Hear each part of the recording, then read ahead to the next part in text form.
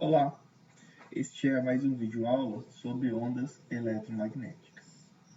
No último vídeo aula, a gente viu uma equação para a onda plana monocromática, né? Uma equação para a onda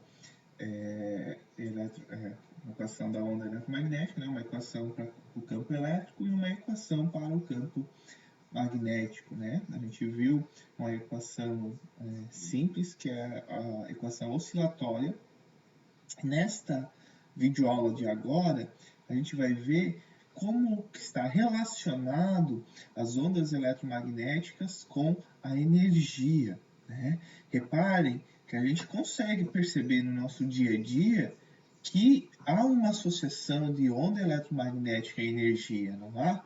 Por exemplo, nós recebemos a radiação solar, né? Como que a radiação solar vem até nós, né? Através de ondas eletromagnéticas. A gente sente o quanto que isso traz energia para nós, para o planeta Terra, por exemplo, né? A gente também vê que quando a gente quer esquentar algum alimento, a gente usa um forno de micro-ondas. O que é um forno de micro-ondas? É um equipamento que produz ondas eletromagnéticas, né? No comprimento de onda da micro-ondas, e também vai lá e entrega energia para o nosso sistema, né? Outros exemplos, por exemplo, o laser, né? O laser utilizado em cirurgia óptica, né? O que é o laser? O laser é uma onda eletromagnética. Então, se ele vai lá e faz uma ação, ele está entregando energia ali.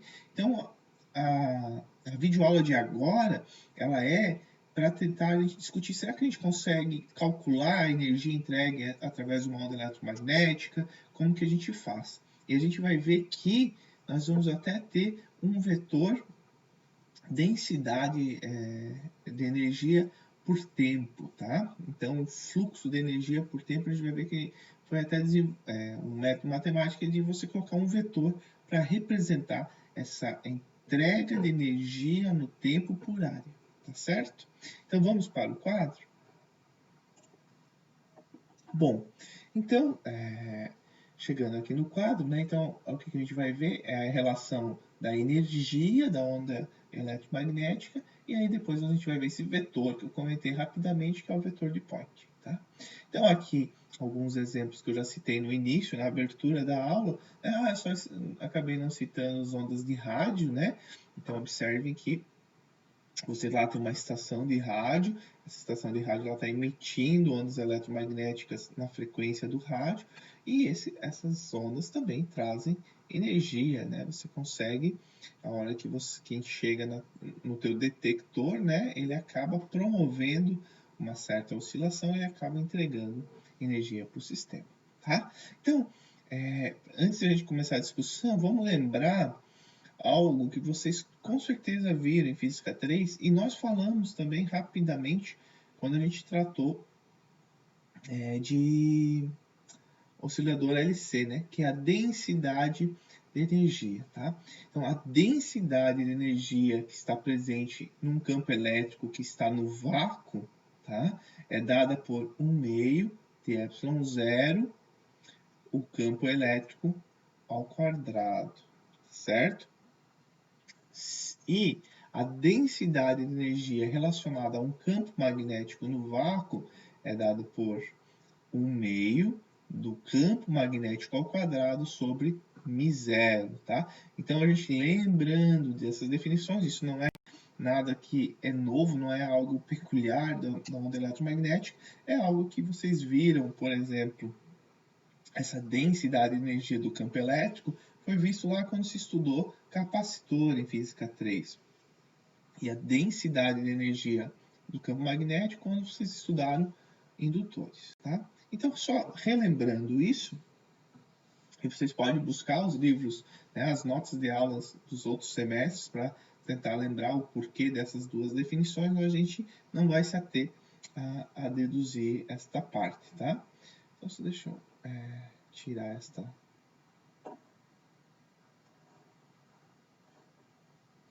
Tirar isso aqui rapidinho. Pronto, tá?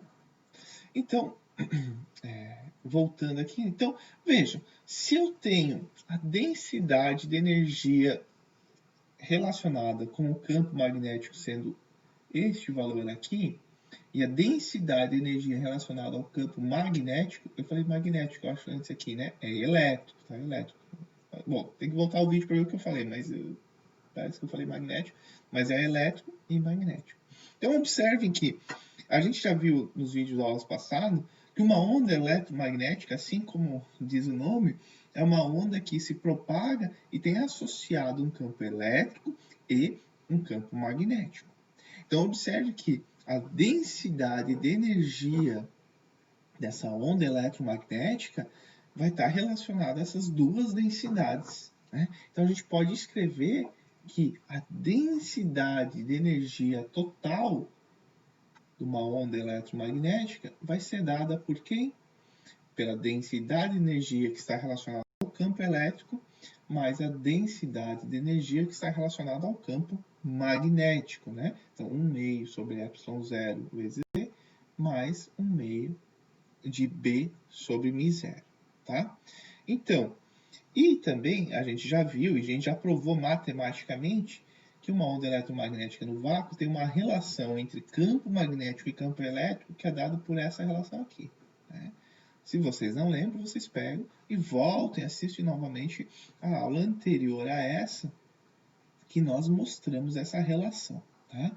E também lembrando que quem é C? C é a velocidade da luz e C, né, a gente tem que é dado por 1 sobre a raiz de ε0 μ0, né? Então, como aqui é 1 sobre C, a gente chega aqui, podemos também escrever B igual a raiz de ε0 μ0 que multiplica E, tá? Então, agora o que a gente vai fazer? Vamos pegar este valor aqui, né, este módulo que está escrito aqui, e vamos substituir aqui, né? Então, quando a gente substitui aquela equação aqui, eu vou mudar até a cor para chamar a atenção aonde a gente está substituindo.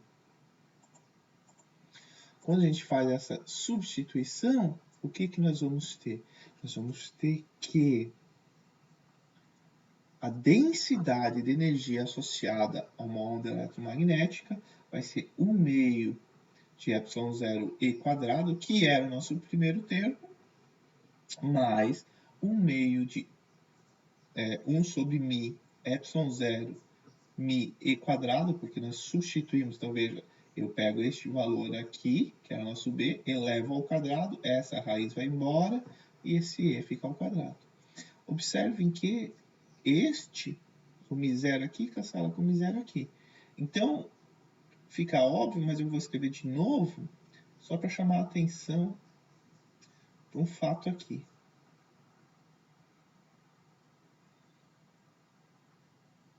Óbvio que quando eu somo esses dois agora vai dar esse valor de densidade de energia, mas o que eu quero chamar a atenção é, observe que a contribuição na densidade de energia do campo elétrico é idêntica à contribuição na densidade de energia do campo magnético.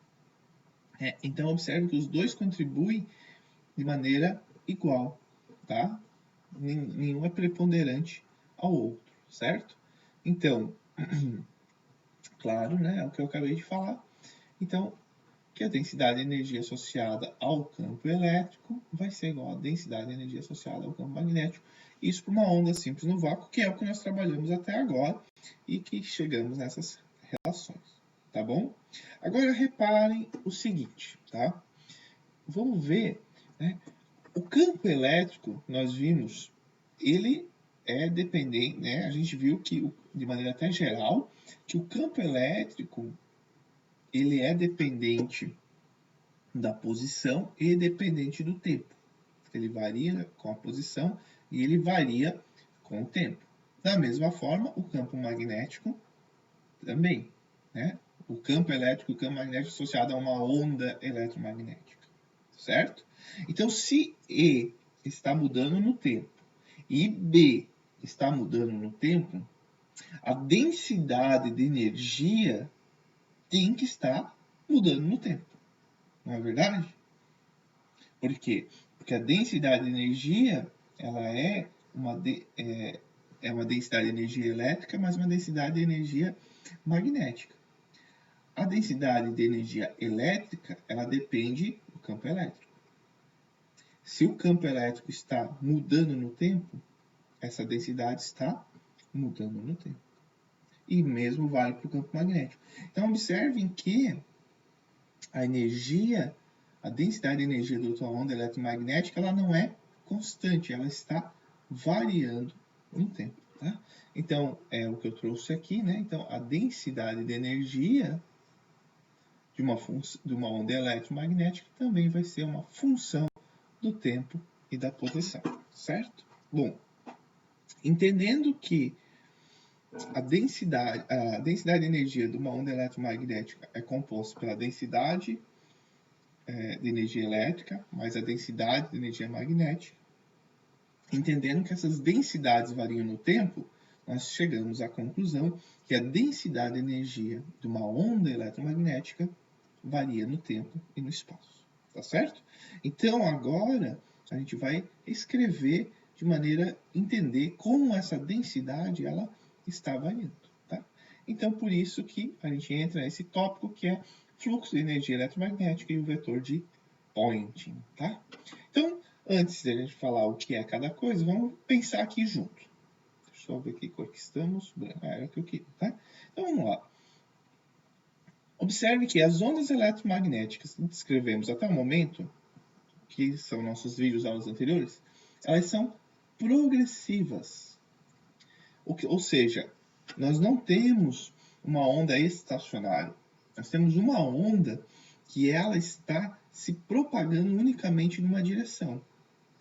E ela sempre está indo para um caminho onde que não há onda eletromagnética. Ou seja, se eu tenho aqui na minha mão um objeto que produz onda eletromagnética, quando ela é produzida aqui na minha mão essa onda eletromagnética, ela sai numa direção e ela não volta mais para cá, né? Ela se propaga sempre para frente e ela não encontra ninguém lá na frente, certo?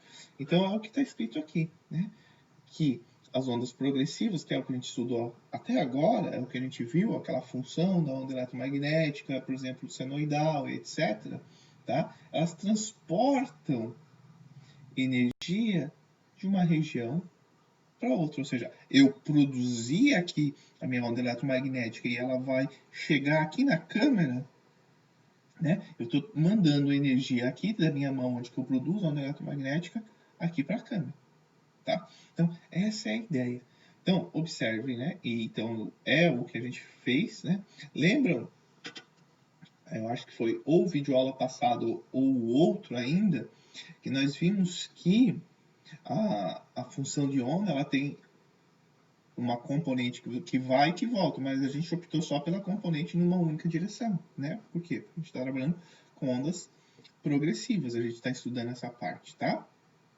Então, E e B, eles avançam para uma região onde que não existia nenhum campo, tá? Então, partindo desse princípio, tá?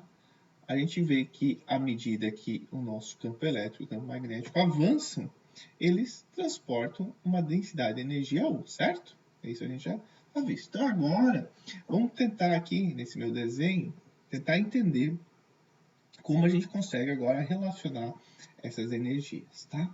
Então, lembram o que é esses dois desenhos amarelos aqui? Desculpa, amarelo, rosa, né? Esses dois desenhos rosa. Lembram quando a gente desenhou as ondas planas? O que eram as ondas planas, né? No nosso caso, nessa videoaula, desculpem, era uma onda eletromagnética variando no eixo X e se propagando no eixo Z. Era uma onda eletromagnética, era uma onda eletromagnética se propagando no eixo Z, aonde que você tinha um campo elétrico variando no eixo X e um campo magnético variando no eixo Y, certo? E essa onda eletromagnética se propagava neste eixo Z aqui, certo? Lembram que eu disse assim, olha, se eu pegar um Z constante, eu posso fatiar aqui, eu fatio aqui a minha onda e pegar um Z constante, isso é um plano, né? É um plano XY, onde que naquele momento a nossa a nossa fase da onda, ela é constante. A onda naquele plano, ela é constante, certo? Então, e aquele plano, ele pode ser o começo da onda e esse plano vai se propagando, ou eu posso fatiar a minha onda que passou em vários planos. Por isso que aquela equação para a onda senoidal, a gente chama assim que é uma onda eletromagnética plana, né? Em monocromática, em única direção. Então, o que eu fiz agora aqui? Eu desenhei duas frentes de ondas, né? Então, na verdade, o que? A gente tem essa frente de onda aqui, certo?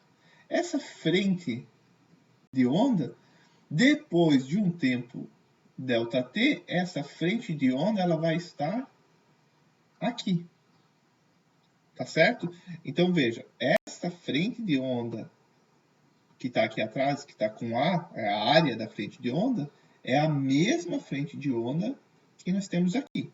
O que acontece? Aqui nós estamos num tempo t, aqui nós estamos num tempo t mais ΔT, tá? É só isso. Então, é a mesma frente de onda, certo?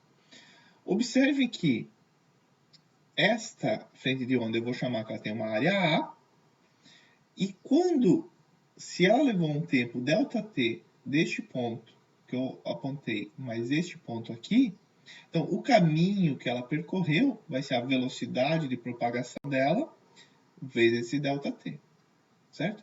Então este caminho aqui vai ser um dx, né? Um caminho infinitesimal se eu pegar uma variação de tempo infinitesimal. Reparem que eu desenhei em amarelo o campo elétrico e em azul o campo magnético, porque naquele momento, naquela frente de onda, eles são constantes, certo? Então, veja que eu vou ter que pegar duas frentes de ondas muito próximas. Para eu pegar duas frentes de onda muito próximas, nosso ΔT tem que ser praticamente zero, no limite que ele vai a zero, né? Então, eu quero uma frente de onda e depois ela o tantinho que ela andou, certo? Então, observe o seguinte. Tudo bem? Compreendido isso? Então, só para voltar e a gente não deixar dúvida. Então, eu tenho uma frente de onda aqui. Essa frente de onda tem uma área A, aleatória, né? Uma área A.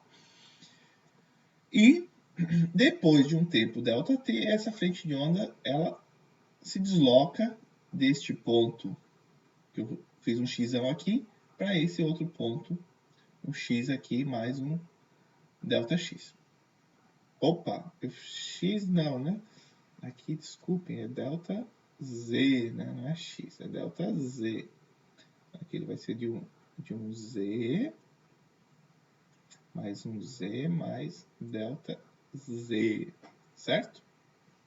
Então, aqui também não é x, é Z. Então, reparem que, então, vamos lá. Então, eu tenho a minha frente de onda, né? Minha frente de onda se localiza aqui. Depois de um tempo ΔT, essa frente de onda ela vai estar aqui, certo? Vejam que o tanto que ela andou vai ser C, velocidade que ela tem de propagação, vezes o ΔT. Perfeito? Então, reparem que o quanto ela andou, o ΔZ, o DZ, né, infinitesimal, quando eu levo, vai ser C vezes ΔT. E a energia contida no espaço dV, ou seja, deixa eu pensar, que cor que pode ficar aqui que não vai... Acho que o azulzinho. Não, marrom. Então, se nós olharmos isso aqui, ó, isso aqui, esse cubo, não é bem um cubo, mas um paralelepípedo, né? Toda essa região que eu estou riscando, que inicia nessa área A aqui e vai até essa outra área aqui, todo este volume vai ter uma energia dentro, né? Você vai ter uma energia dentro desse volume. Quem vai ser essa energia? Essa energia vai ser a densidade de energia vezes esse volume. Então, se eu sei qual que é o volume que eu tenho, eu sei qual é a densidade de energia, eu sei que a energia toda que contém nesse volume vai ser a densidade vezes o volume, né? Então, a gente tem que integrar aqui, então, o dU, bem importante, a energia contida nesse volume. Quem é esse volume? É o nosso paralelepípedo, o cubo, se tiver todas as lados iguais, né? Mas é essa área contida entre a frente de onda e ela depois de um ΔT, certo? Bom, reparem, a gente pode fazer aqui, isso aqui não é x de novo, né? É z.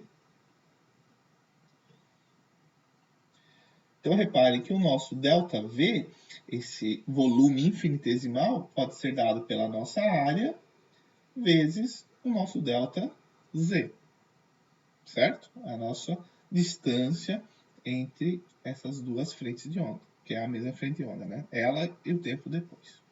Quem que é o nosso DZ? É o C vezes ΔT.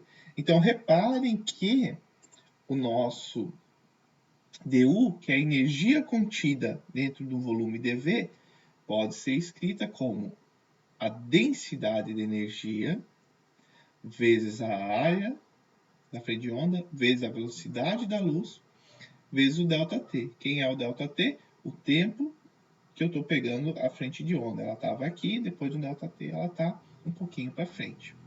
E como a gente já viu que a gente pode escrever que a nossa densidade de energia pode ser escrita como ε0 e quadrado, lá mais no comecinho dessa videoaula, então a gente pode escrever que a densidade, que a energia total contida no volume dV pode ser escrita como ε0 c e quadrado vezes a área, certo? Se nós passarmos este termo para cá, né, o que nós vamos ter? Nós vamos ter 1 sobre a área, du dt, ou seja, quem que é du dt? É como a energia está variando no tempo, né? A gente também conhece isso como a potência. Então, observe que nós temos a variação da energia no tempo, tudo isso dividido pela área no qual está passando, vai ser o ε0 c e quadrado. Então, veja, quem que é du, du sobre A? É um fluxo, né?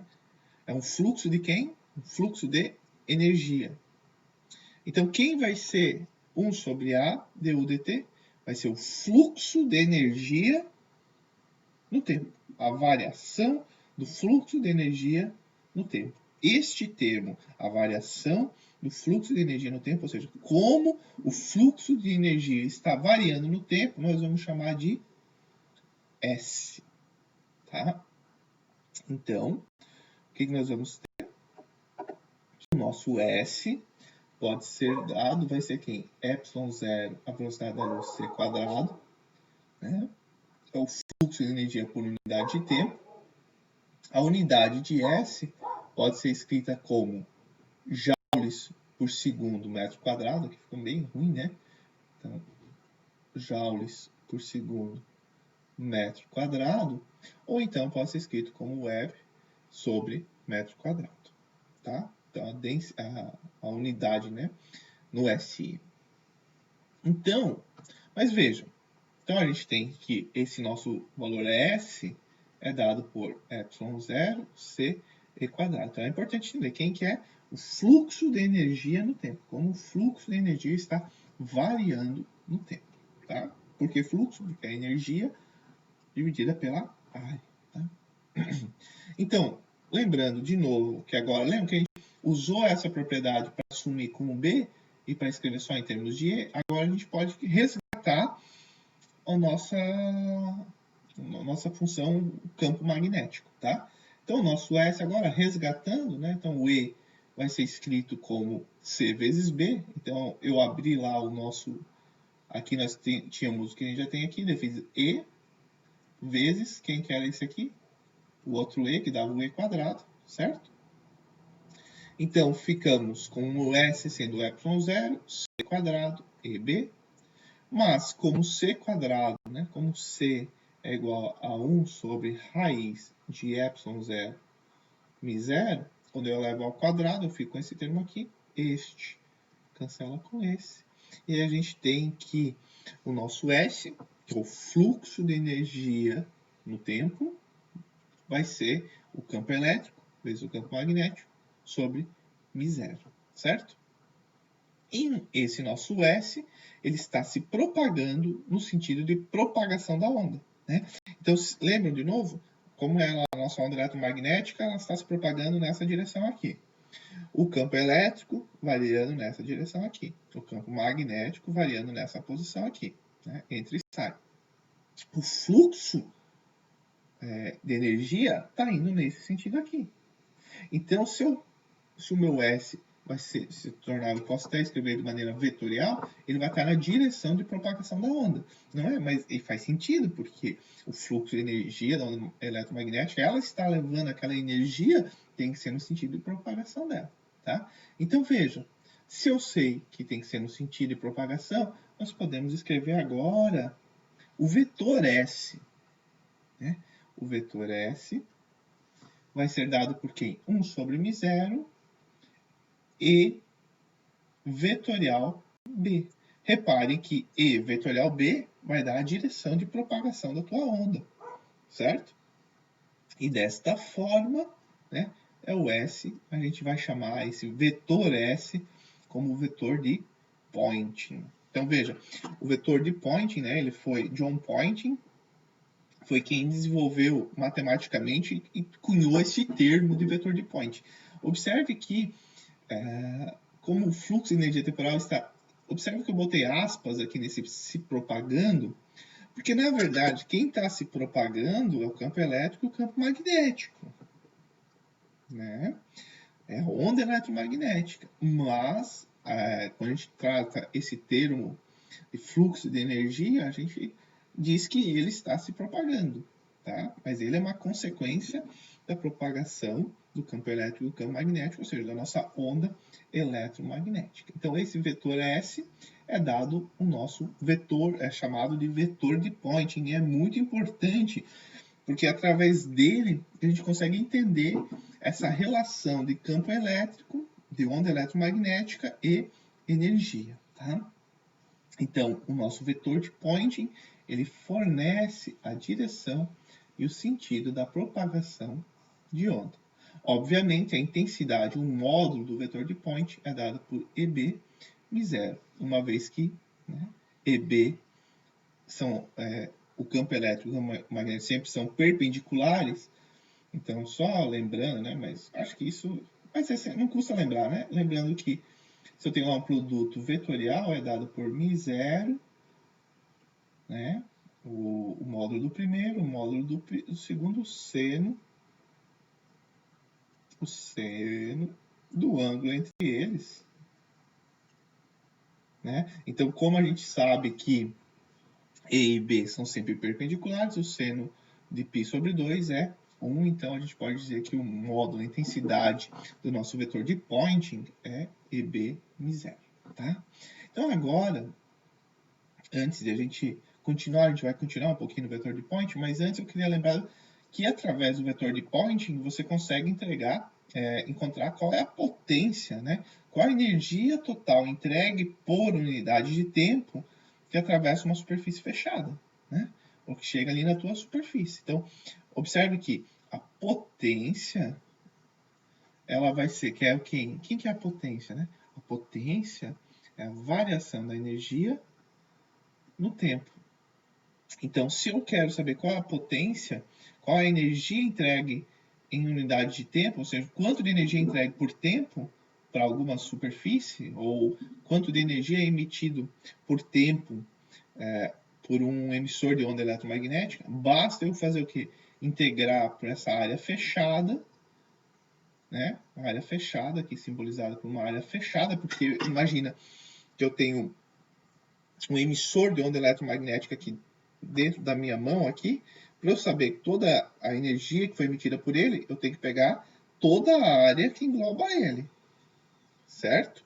Toda a área que engloba ele, porque senão eu não vou ter toda a energia que foi emitida por ele, tá? Então prestem atenção quanto a isso. É óbvio que quando a gente faz uma integral... Opa!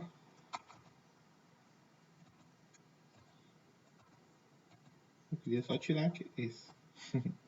Né? Então, quando a gente faz uma integral fechada, então o Nzinho é o nosso versor perpendicular à superfície. A gente sempre tem que ver, né, O S, o vetor de Poynting e a superfície sempre vai dar máximo quando eles estão alinhados, etc. Algo nada muito novo para vocês que já fizeram várias aulas de cálculo, tá? Então veja que essa é a potência entregue para o nosso sistema, certo? Bom, agora voltando ao vetor de Poynting, o vetor de Poynting, eu até vou voltar aqui, ó, né? Ele é dado por um produto vetorial entre E e B. Mas lembra, E, né, que a caneta melhor, E depende do tempo. B depende do tempo. Então, e do espaço, claro. Então, S também vai ter uma dependência temporal. E aí a gente se pergunta, né? Não, mas S não tem. Quando eu vou, né, um dia bonito, eu vou lá fora e fico abaixo do sol, eu não vejo que assim, agora eu recebi menos energia. Não, agora eu recebi mais energia. Agora tá cada vez mais aumentando a energia. Pô, chegou no máximo, agora está diminuindo o recebimento de energia. Né? Ele não percebe isso. Não percebemos. Por que não percebemos? Porque a frequência é muito grande. É muito grande. Então não faz sentido, às vezes, a gente falar de o quanto ele tá, da função que ele está recebendo no tempo. Às vezes é interessante a gente saber qual é a média de energia que eu recebi, né? Qual é a média do fluxo de energia no tempo que eu recebi, certo? E não qual é a média que eu recebi agora em um tempo t e depois um tempo de 0,00001 segundo, né? Então vejam, a gente vai fazer a média. Para essa média, a média do nosso vetor de Poynting, da intensidade do vetor de Poynting, certo? A gente vai chamar de intensidade de radiação, né? Então, a média do vetor de Poynting, é que agora a intensidade ficou dúbia, né? Mas a média do módulo, que o módulo é a intensidade, né? A média do módulo do vetor de Poynting vai ser a intensidade de radiação, certo? Então, veja, porque a gente não consegue distinguir qual é o fluxo de energia que está chegando na gente no tempo, né? Que ele está chegando de maneira diferente, a gente sente uma média, tá? Então vamos lá. O que eu já antecipei para vocês, né? Buscar o valor médio. E aqui é importante, o valor médio do vetor de Poynting em um dado ponto denomina-se intensidade de radiação, certo? Então veja, lembra que o último vídeo aula a gente deduziu para a onda senoidal, né? O caso mais simples, onde que o nosso campo elétrico é dado por uma amplitude cosseno, né? Cosseno, a fase da onda aqui, né? Uma constante de fase delta na direção I. Bom, se nós dissermos, olha, a amplitude, nós vamos chamar do E máximo, faz sentido, né? E vamos considerar, nossas condições de contorno permitem que o nosso delta é igual a zero. Então, observe, nós chegamos numa equação para o campo elétrico, dependente de uma única posição, né, Z, e do tempo, que vai ser o campo elétrico máximo, cosseno de Kz menos ômega t, certo? Se nós temos esta equação para o campo elétrico, para o campo magnético, nós vamos ter quem? Vamos ter a amplitude do campo elétrico dividido por C e a mesma fase, né? E nós vamos chamar que este campo elétrico máximo dividido por C vai ser o campo magnético máximo. Logo, a equação do campo magnético vai ser dada por o campo magnético máximo cosseno de Kz menos ômega t na direção J, certo? Bom, quando nós fizermos esta equação aqui, o que nós vamos ter? Nós vamos ter que S é igual a 1 sobre μ0. Esta equação aqui vai ficar... será que eu consigo os dois? Aí, né? Vai ficar quem? E máximo, que multiplica B máximo. Como o cosseno é igual dos dois, cosseno ao quadrado de Kz menos ômega t nós vamos ter, não podemos esquecer, I vetorial J. Então, observem que o nosso S vai ficar 1 sobre μ0. Opa! Vamos apagar aqui. Vai ficar 1 sobre μ0 E máximo, B máximo, cosseno ao quadrado de Kz menos ômega-t. I vetorial com J é K. Então, repare que, como eu estou só nessa direção, eu já estou numa direção, então eu posso dizer, olha, nosso S médio vai ser dado pela a média temporal do nosso S. Logo, nós vamos ter que o nosso S médio, observe que este valor aqui, ele é o quê? Constante o tempo todo, porque esse aqui não é o campo no tempo, é o campo elétrico máximo, esse aqui é o campo magnético máximo, μ0, então tudo isso é constante, então nós podemos deixar aqui, vai ficar 1 sobre μ0, E máximo, B máximo, a média num ciclo completo de cosseno ao quadrado de Kz menos ômega. Opa, lá em cima está faltando alguém aqui super importante, né? Então, a média temporal. Agora, lembrem que nós já fizemos isso e vocês podem resgatar nos vídeos anteriores. Lembrem que a média temporal de um cosseno ao quadrado é igual à média temporal de um seno ao quadrado. Então, se a gente lembrar lá, seno ao quadrado mais cosseno ao quadrado do ângulo, né, é igual a 1, se a média temporal do cosseno ao quadrado é igual ao do seno, nós vamos ter que a média temporal de um cosseno ao quadrado ou de um seno ao quadrado vale quanto? Vale 1/2, tá? A gente já deduziu isso, eu já expliquei um pouquinho mais, não muito mais do que eu falei, umas aulas anteriores, então vocês podem buscar lá para entender melhor. Então, observem que nós chegamos que o S médio, né, ou seja, o fluxo de energia no tempo que chega até nós, médio, vai ser dado por 1/2 de μ0 E máximo, B máximo. Né? Então, isto aqui vai ser, nós vamos chamar de intensidade. Tá? Então, finalizando esta parte, vamos passar só um pouquinho aqui mais para baixo. E vamos mudar a cor para dar um destaque ao que nós chegamos aqui. Então, a intensidade. Quem é a intensidade? É o fluxo de energia médio que chega até nós no tempo. Né? Vai ser dado por 1/2 de μ0, o campo elétrico médio. Opa, médio não, né? Até vamos ter... Só para não deixar dúvida, né? Para não escorregar. Isso aqui... Onde que eu coloquei lá? Isso eu devia ter colocado aqui, né? EM é igual ao campo elétrico máximo, né? E vamos colocar aqui, BM é o B máximo, tá? Isso aqui é bem importante. Não é o médio, é o máximo, nossa. Né? Então, o máximo. Então, vamos aqui até agora. Quero dar margem para a gente ficar com dúvida, né? Máximo, certo? Então, veja. E agora, como a gente tem a relação que, por exemplo, né?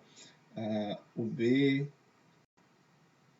máximo pode ser escrito como o E máximo sobre C. A gente pode escrever aqui, então nosso I vai ser 1 sobre 2 μ0 multiplica C E máximo ao quadrado.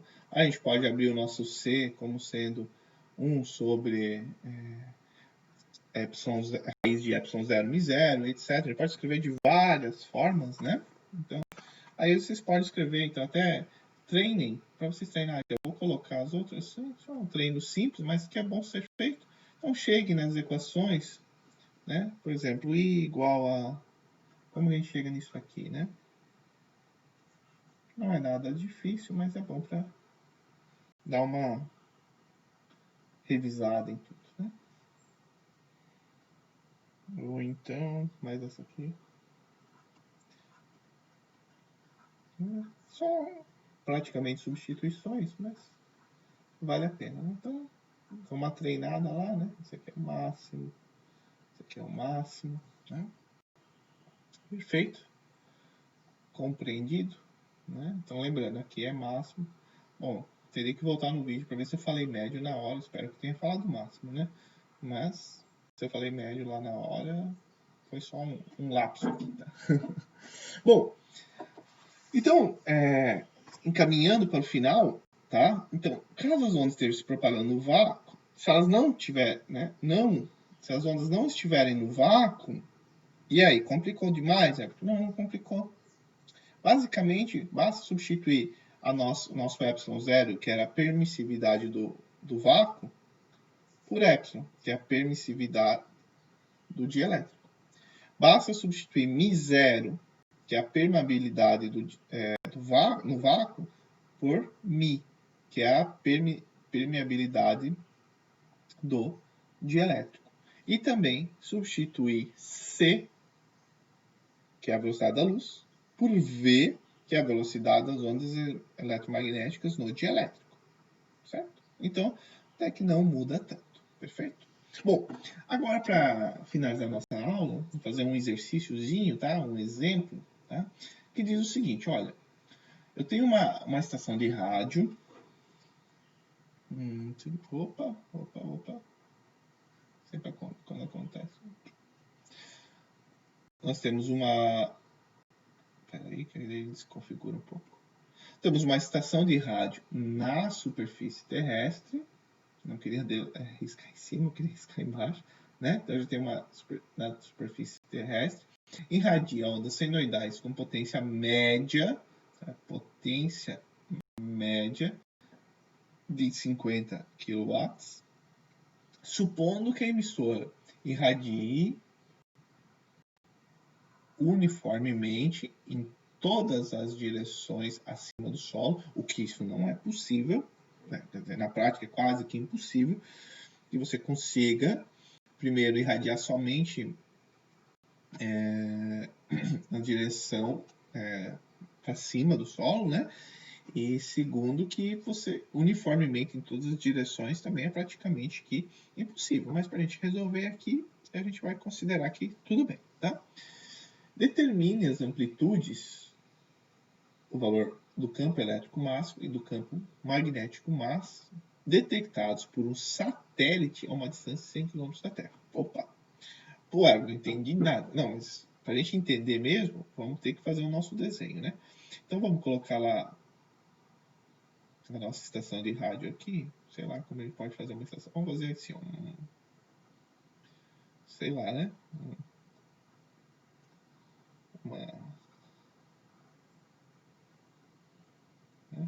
Uma antena aqui, né?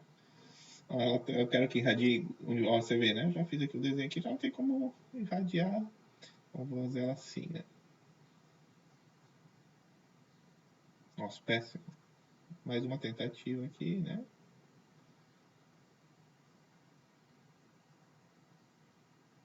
Tá, é o que nós temos, né? Então nós temos aqui uma estação de rádio.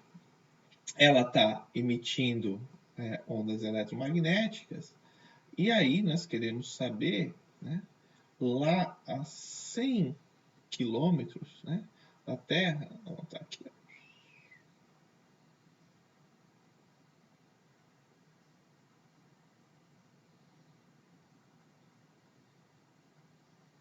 né, a 100 quilômetros da Terra, a gente vai ter um satélite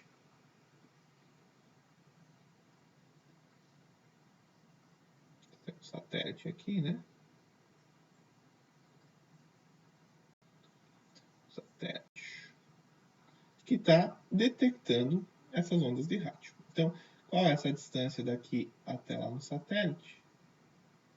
100 km, né? Bom, não preciso lembrar vocês, né, que desenhar na física é fundamental para tudo, né? Sempre tem que a gente conseguir entender mesmo o que está acontecendo. Sem desenho fica difícil. Escrever. E outra para ficar, para aparecer ali. Então, essa distância aqui é de 100 km, certo? Então, observem que, primeiro, nós temos que a potência média, então, a potência média pode ser escrita pela integral fechada de S médio, né, vezes o nosso N inversor dA. Reparem que, quando ele diz que é uniforme, tá? Então, veja, nossa superfície fechada tem que ser essa abóboda, né? Tem que ser essa abóboda aqui, mais todo esse solo aqui, não é verdade? Agora, tem que ser essas duas áreas, tem que ser nosso S1 aqui e o nosso S2 aqui, certo? Mas repare que o nosso vetor de Poynting com N, se ele está emitindo, tá, uniformemente em todas as direções acima do solo, a gente não vai ter, né, o nosso vetor sempre vai estar perpendicular, o nosso S. Calma que agora esse S confunde, né? Aqui eu quis dizer a área 1 e a área 2, tá? Então, o nosso S, nesse momento aqui, sempre vai estar na mesma direção do nosso N, certo? Porém, aqui o nosso N está para cá e o nosso S ele não está passando aqui. Então, a gente pode desconsiderar esta área 2. E outra, reparem que por toda esta área aqui, o S é o mesmo, ele é constante. Então, a gente pode transformar essa nossa equação aqui, só para fazer mais simples, vai ser quem? Agora vai ser sobre o nosso S de A1, certo? Por quê? Porque o produto escalar de S com o versor de A2 vai ser zero, porque não tenho onda eletromagnética passando na área 2, tá? Agora, ao mesmo tempo, este S médio, tá, que passa nessa área 1 é sempre o mesmo. Observe que ele é constante. Então, se ele dissesse, olha, não é constante, a gente teria que saber qual é a relação do S com a área para poder integrar. Mas como ele é constante, a gente pode escrever que a potência média vai ser o S médio pela área A1. Veja, a área de uma esfera é 4π, né? Então, a área... Vou mudar a cor. Então, a área de uma esfera é igual a 4πr². Então, a área S1 vai ser meia esfera. Então, vai ser 2πr². Né? Meia esfera, não. Meia calota esférica, né? É uma calota esférica. Certo? Então, a nossa potência média, que vale quanto? 50 quilowatts. Então, 50 vezes 10 na 3 vai ser igual ao nosso S médio, que multiplica 2π. O R vale quanto? 100 ao quadrado. Então, vamos ganhar um espaço aqui. Então, o nosso S médio, né? Quem é o S médio? É o fluxo de energia no tempo médio, que é a nossa intensidade, certo? Então, qual a intensidade que o satélite está detectando? Vai ser 50 vezes 10 na 3, dividido por 2π vezes 100 ao quadrado. Então, este valor aqui, só pegar minha calculadora, vai ser 50 expoente na 3, dividido por 2π vezes 100 ao quadrado. Então, isto vai nos dar 0,796. O que nós tínhamos aqui, né? Joules por segundo metro quadrado, certo? Então, agora ele pergunta, olha, mas qual, não era essa a pergunta, perguntar qual era o campo elétrico máximo e o campo magnético máximo. Não, mas aí é simples, né? Porque como nós temos esta relação, como a gente tem aqui, né? Então, vamos copiar. Vai faltar alguém ali, eu acho que vai faltar alguém quadrado, vamos ver.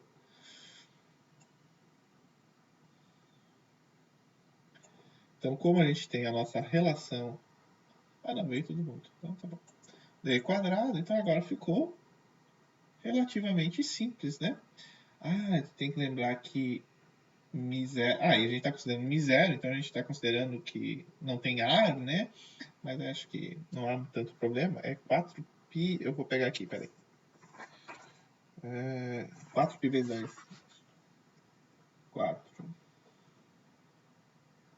4π vezes 10 a menos 7 web por ampere metro. Né? Então, reparem que então, nós vamos ter o que? 0, então, nosso E máximo vai ser 0,796, que multiplica 2 vezes 4π vezes 10 a menos 7. Tudo isso raiz. Então, nós vamos ter um campo elétrico máximo detectado pelo satélite de, vamos lá, 0,796 vezes 8 vezes π vezes na menos 7. Raiz disso tudo. Opa. Será que eu bati alguma coisa errada? A resposta não bateu, hein?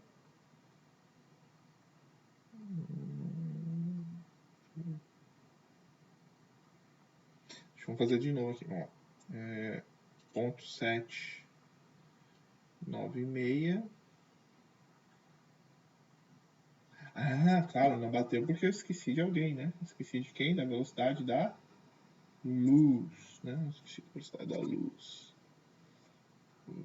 Vezes 3 vezes 10. Não, 8, né? Aí sim.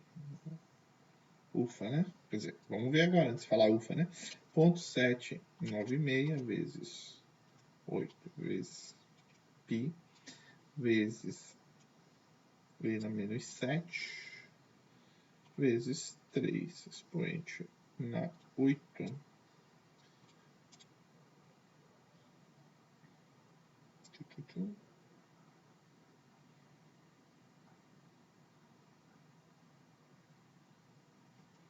Tem uma unidade diferente aqui, né?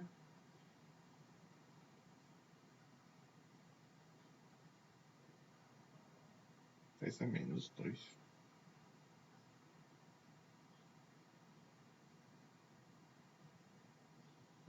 Agora vou bater de novo, vamos ver. Isso lá em cima, 50 expoente na 3 dividido por 2, dividido por π, dividido por 100 ao quadrado. Tá, então aquele valor lá tá certo.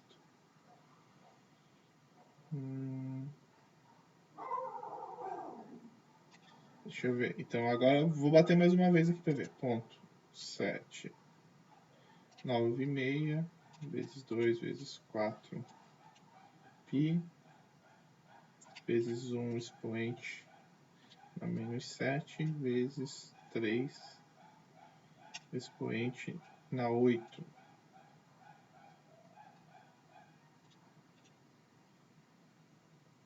Que estranho. Deixa eu ver se... Deixa eu pegar o livro. Se eu bati alguma coisa errada aí. Ou anotei alguma coisa errada, né? Vamos ver aqui. Descobrir o que está acontecendo de errado aí.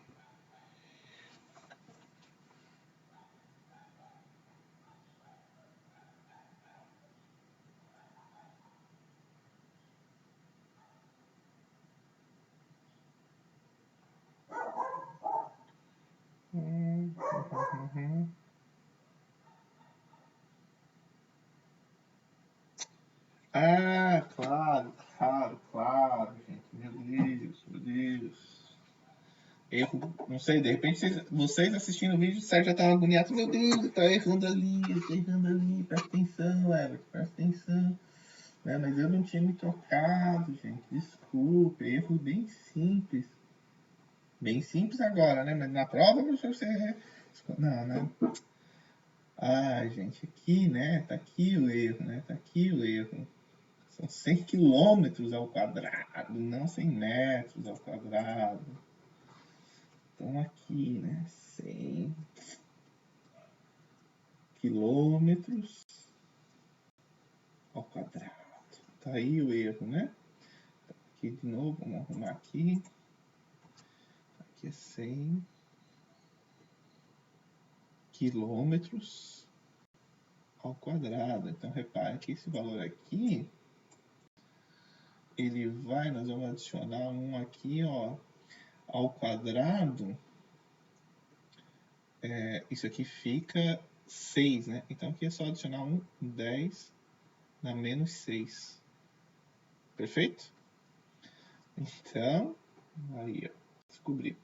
Quer dizer, vamos bater, não, mas agora é isso aí mesmo. Vezes aqui 10 na menos 6. E agora não vai ter erro. Mas eu vou bater na calculadora, não vou botar só a resposta, né? É assim que a gente descobre se tem alguma coisinha errada, mas agora vai dar certo. Ponto 7, 9,6 vezes 2 vezes 4 vezes segunda função π vezes na menos 7 vezes 3 na 8 vezes na menos 6. Tudo isso, raiz, agora sim. Né? O campo elétrico máximo vai ser 0,0244 volts por metro. E, como o B máximo é igual ao E máximo dividido por C, o B máximo vai ser dado dividido por 3 expoente na 8 igual a 8,17 vezes 10 na menos 11 Tesla. Né? É isso aí, agora sim. Certo, gente? Então você consegue ver qual é. Né? Você tem uma estação emitindo onda de rádio na Terra e você consegue ver o quando, né, o teu satélite está detectando qual é o campo elétrico máximo que ele está detectando e qual é o campo magnético máximo, certo? Então, a gente encerra essa aula aqui, depois a gente vai ver qual que é o momento que uma onda eletromagnética carrega, né, e a pressão de radiação, tá? E depois só falta mais uma aula onde a gente vai... Como a gente pode criar as ondas eletromagnéticas, como a gente, né, o espectro eletromagnético, eu já falei aqui em micro-ondas, laser, né, na luz do sol, mas depois a gente vai entrar mais nessa parte de discussão, né, e aí é um pouquinho menos de conta e tal. Tá? Primeiro a gente tem que entender matematicamente para depois a gente entender, né, onde que ela está aplicada fisicamente, tá bom? Então ficamos por aqui e até o próximo vídeo aula.